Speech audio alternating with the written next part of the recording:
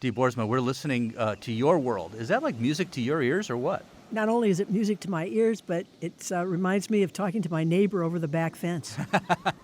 You're listening to a male Magellanic penguin, and they have as distinctive voices as Carl Castle or you have on radio. You can tell them all apart. From the Pew Charitable Trust, I'm Dan LeDuc, and this is After the Fact.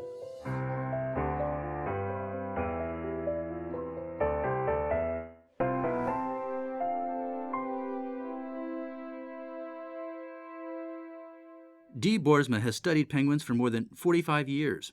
She's a former Pew Marine Fellow, and the New York Times calls her the Jane Goodall of penguins. This is the first in our Scientists at Work series, taking a look at the research behind some of today's science trends. Our data point for this episode is 43%. The strip of land in southern Argentina where Dee studies penguins has seen a 43% decline in the penguin population since 1987. But not all of them are dying.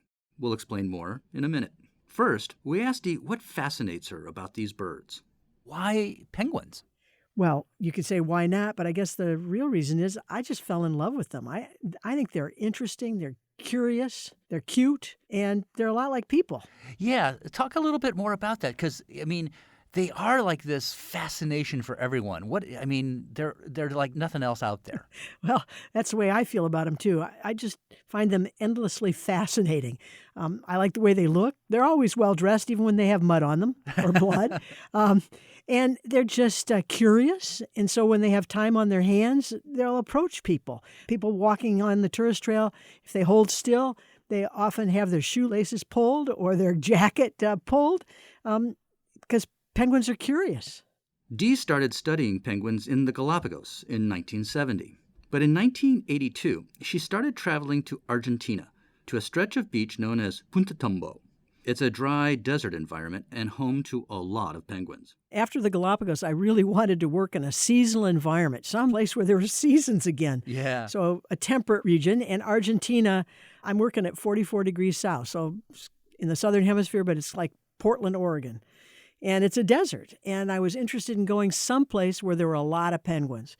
Because in the Galapagos, there's not very many Galapagos penguins. And, you can spend a day and not see any. And if you're on the wrong island, you could spend, months and years and you'd never see one. I wanted to see a lot of penguins.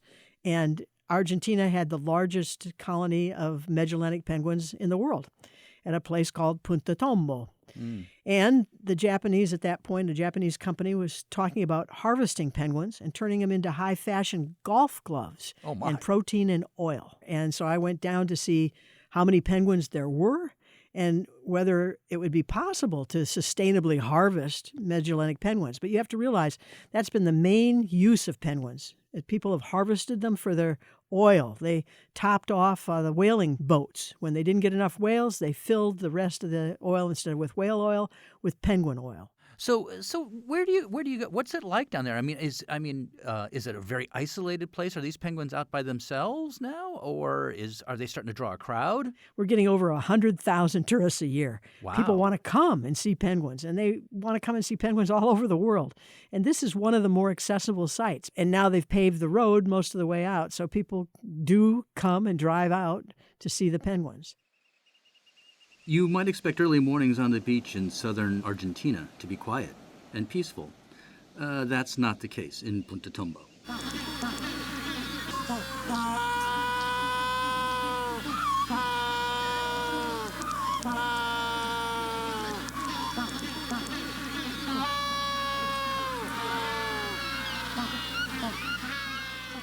So I take it you don't go for the peace and quiet. This way I don't have to have an alarm clock. That was recorded actually outside the door of the trailer. So that's really? Right where you sleep? Oh, yeah. And sometimes in the old days, the penguins nested underneath the trailers. So a lot of times they'd come back at 2 a.m. and there'd be chicks under there. And so you'd hear this beep, beep, beep, beep, beep. And they'd just be begging for over an hour while the parents fed them. But you get used to it. It's amazing what you can learn to sleep through. That's the wake-up call, and it's not quite as strong in the evenings, but close. It's during the middle of the day that it's actually quiet. Oh, okay. So what's going on in the middle of the day when things get quiet? What happens? They're sleeping. Ah. So they tend to be active in the morning and late in the afternoon. Of course, it's a desert, and so it's not so hot then. Ah. So it's the best time to be in your nest is in the middle of the day, because then you can be in the shade and sleep.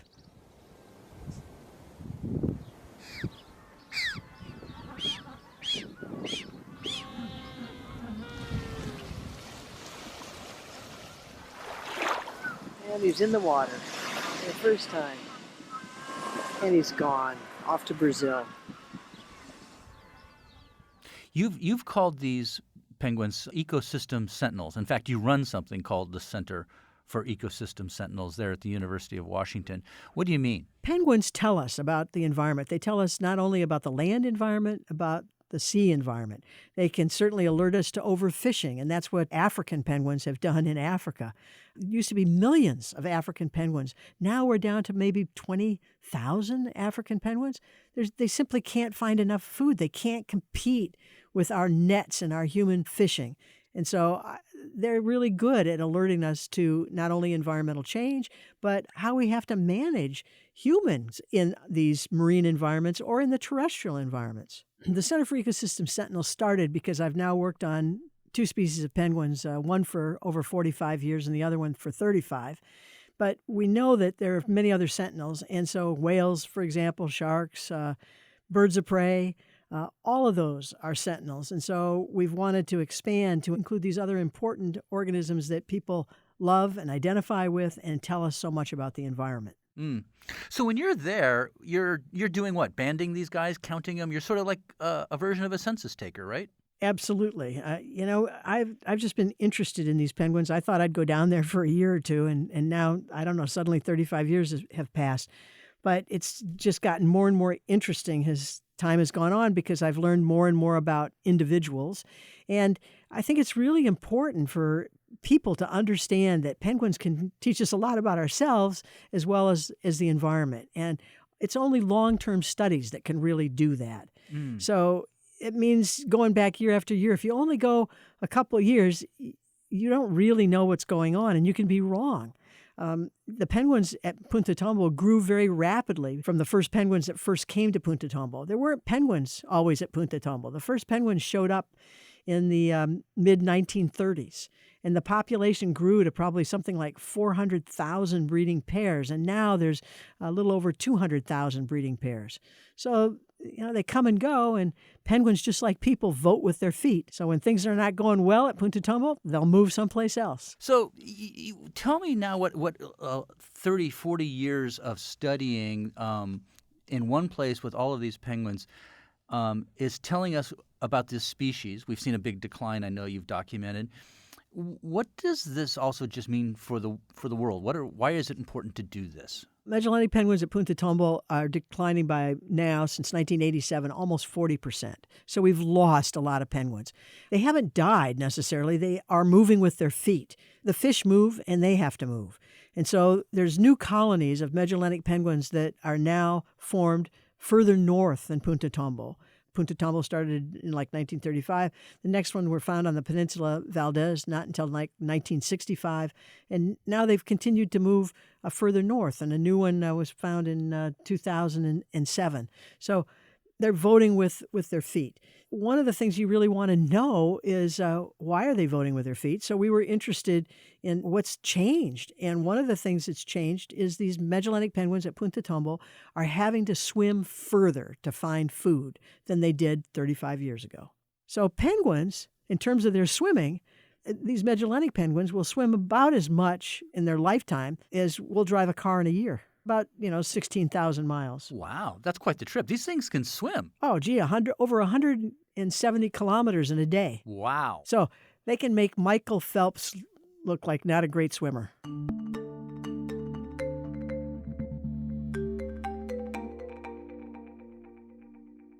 You've been down there so long, it's like, as a scientist, you know a species, but as a person, you know these individual penguins in some ways, don't you? Yes, I do. You can tell the difference in a male versus a female sound. Let's play something again for a second.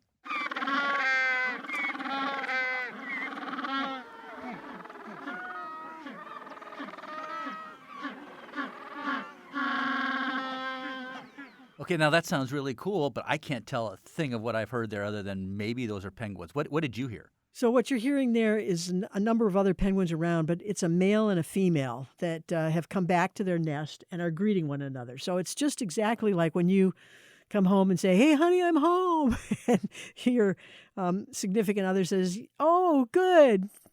Dinner's almost ready." It's that same thing that penguins do. And the funny thing about it, one of my students worked on this for his dissertation, and he was able to show that the penguins that had been mated and stayed together for 5 years or more, they paid less attention to that mutual call. They did it to one another, but if they heard their mate, they reacted to it. But if they had just gotten together that year and you played the other call, the other one would run over and look. And in fact, if the female was there by herself and you played the male's call, she'd come out and look. But after they'd been together for 5 or 6 years, often she didn't come out and look. She knew, he should be coming in any time, but she didn't bother to look. So it reminded us of husbands and wives that complain, you just never really listen to me. Yeah. And they live a long time. I mean, penguins that we banded as chicks, so we know when the year that they were hatched. One of them was found last year, 32 years old. Wow. And so it drives me crazy when my students are out weighing penguins and they'll catch a penguin and read the band number and they'll say, "This penguin is older than me." And I say, "Don't say that. None of them are older than me." But you were there putting the bands on 30 years ago. 35 years ago. So a lot of these penguins we banded in 1983, 84, and some of them are still around. Wow. So I find that fascinating, and it's really interesting. I mean, they're not that different from us. I mean, how many people live in their homes for 40 years? Right. People do, and some penguins do. How many people get divorced? Not everybody. Some are faithful and they stay with their mates. We've had Magellanic penguins that have stayed together 17 years. So some of them, are really pretty devoted and they raise chicks. Right. So they're not that different, to me anyway. So you've really gotten to know some of these guys as individuals. Can you recognize them when you're there? Oh, yes. In fact, one of them is got me into trouble, which is why we couldn't do any work in 2011 because some of the tourism said that we played with penguins. And I said, yes, that's what we do. We have permits so that we can grab penguins, weigh them, measure them, see how well they're doing, where they go, put satellite telemeters on the back of them because we need to know where these birds are, what they're doing, so we can actually protect them. They were upset because of this bird that we called Turbo. And Turbo's still alive. I don't know how old he is. I probably met him when he was like 3, but he's now over 13 years old. The way I got to know him is he used to hang out underneath our Turbo truck, and hence the name Turbo. Because I wanted to know if there was only one penguin that was hanging out underneath this Turbo truck or if there were several of them that were kind of taking turns. Because this is the truck we used to drive to town. And when we drove to town, it was like removing his nest, Yeah. And so he'd stand around out in the open. And so I wanted to know if there were, more penguins that were really underneath this truck than Turbo. Turbo has now moved to a really good quality bush, so he doesn't stand under the truck anymore. And in fact, the truck is no longer, parked in that area. But that's how I first got to know Turbo. So it was putting a band on him. And then a few days after we banded him, we heard this knocking on this door. And I thought, geez, what is that? And then it was again like that. Then I went and opened the door, and there's Turbo standing out there. And I said, well, come on in. And he came in. He knocked on the door. I love this. And it's a metal door, so you can hear it pretty well. And he was a young male, and the reason we still spend as much time as we do with Turbo is he hasn't gotten a mate because the sex ratio is really skewed at Punta Tombo. There's a lot more males than females, and so that's a problem. So some of the males don't get mated, and Turbo's been one of them. He's had one female that has visited him that I know of over the years, and she moved in next door with another guy. Oh, man, it happens to the best of guys, doesn't it? Yes, it does.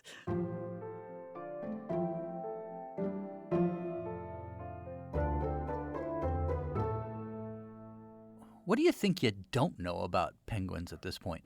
Oh, still so much. We don't know why the sex ratio is so skewed. Mm-hmm.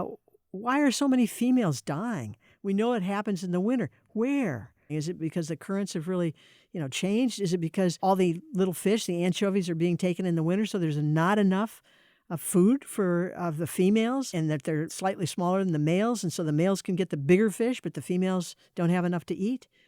We still don't know what's causing the decline of this population. Are we always going to have penguins? Well, that's the real question. I do worry about it. I don't know. I mean, with climate changing so rapidly, and with us hoovering all the fish out of the ocean, there's not as much room for penguins as there used to be. That's a little scary to hear. Well, that's my worry, because certainly I feel like I owe it to the penguins. I mean, I've spent a lot of time working on these penguins, but they've given me an incredible amount of pleasure. Yeah, people keep saying, well, when are you going to quit? And I will have to at some point, but boy, I still like being out there. I mean, at one point, one of the people that has funded me over the years said, you don't have to go check each one of those penguin nests. You can send your students.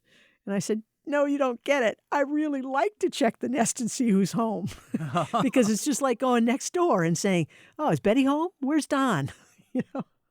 I think that people need to understand that if we really want to know about these sentinels, whether they be sharks or whales or penguins, we have to have long-term studies, because we have to understand the places that they live, and all places are not the same. So fortunately, there's crazy people like Jane Goodall, who spent her entire life on chimps, and me, that spent my time on penguins. And I think this is really an important thing to enrich the lives of our children and of adults as well. And in the end, it makes it a richer world for the penguins and for the chimps. Dee, thanks so much, and tell the penguins we all said hi, will you? I'll do that.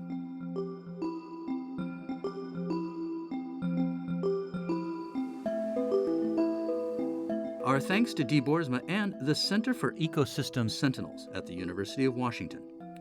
If you'd like to learn more about their work and how Pew is helping to protect penguin habitats, point your browser to pewtrust.org/afterthefact. We also have a photo of Turbo the penguin there for you to see.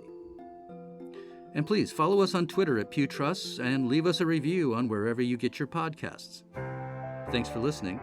For the Pew Charitable Trust, I'm Dan LeDuc, and this is After the Fact.